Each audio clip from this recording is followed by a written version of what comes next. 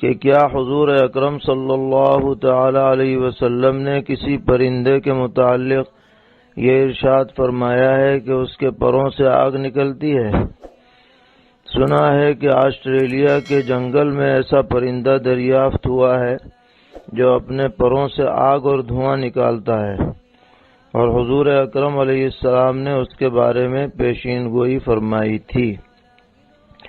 اس سلسلے میں ایک ویڈیو بھی سوشل میڈیا پر وائرل ہو رہی ہے، تو اس کے بارے میں آپ سے وضاحت مطلوب ہے۔ جواباً عرض ہے کہ احادیث شریفہ میں ایسے کسی بھی پرندے کا دور دور تک کہیں ذکر نہیں ہے۔ پیغمبر علیہ السلام کی طرف اس بات کو منسوب کرنا سراسر غلط اور جھوٹ ہے، اور واقعاتی دنیا میں بھی آج تک ایسا کوئی پرندہ دستیاب نہیں ہوا ہے جس کے منہ سے یا پروں سے آگ نکلتی ہو یا دھواں نکلتا ہو۔ اور یہ جو ویڈیو اس سلسلے میں وائرل ہو رہی ہے، اس کی تحقیقات کی گئی ہیں، بعض لوگوں نے اس کا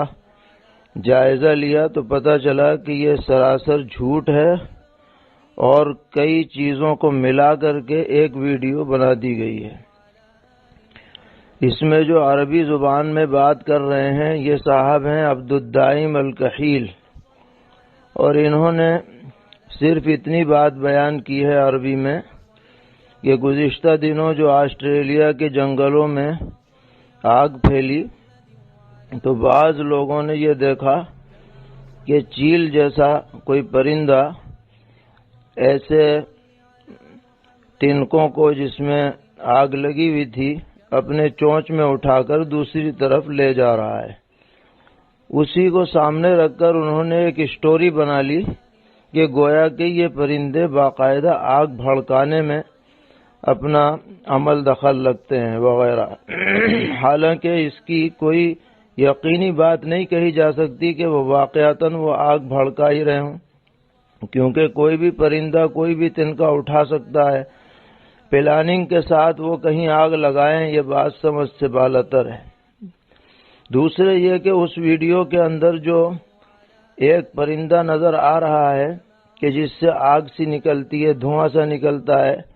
تحقیق کی گئی کہ حقیقتاً یہ دھواں نہیں نکل رہا، نہ آگ نکل رہی، بلکہ جوڑ کر کے اور 3D وغیرہ کے ذریعے سے ایک جعلی فلم بنائی گئی ہے، جعلی ویڈیو بنائی گئی ہے، اور پرندہ بھی اس میں وہ دکھایا گیا ہے جو چیل نما نہیں ہے جو تنکے اٹھاتا ہو، بلکہ یہ کوئی دریائی پرندہ معلوم ہو رہا ہے جیسے مرغابی وغیرہ، اس میں انہوں نے آگ لگتی ہوئی دکھائی ہے۔ اس لیے اس طرح کی ویڈیو پر یقین کرنا یا اس کو پھیلانا یا یہ کہنا کہ یہ 1400 سال پہلے پیغمبر علیہ السلام نے اس کے بارے میں جو معلومات دے دی تھیں، یہ سب غلط ہے۔ ایسی باتیں ہرگز نشر نہیں کی جانی چاہیے۔ اور رہ گیا چیل کے بارے میں یہ کہ اس کو بھی حضور نے فاسقہ شمار کیا ہے، تو وہ اس معنی کر ہے کہ احرام کی حالت میں جب لوگ پیدل اور جانوروں پر سفر کرتے تھے تو یہ چیل اور کوے وغیرہ جانوروں میں جو سفر کی وجہ سے زخم وغیرہ ہو جاتے تھے تو انہیں کریدا کرتے تھے، جس کی وجہ سے جانور کو تکلیف ہوتی تھی، تو اجازت دی گئی کہ ان کو مارا جا سکتا ہے۔ اسی طرح یہ جانور کہیں ستانے لگیں کسی کو تو مارنے کی گنجائش ہے، یہی ان کے فاسقہ ہونے سے مراد ہے۔ باقی یہ آگ لگانا اور یہ پہنچانا ایسی کوئی بات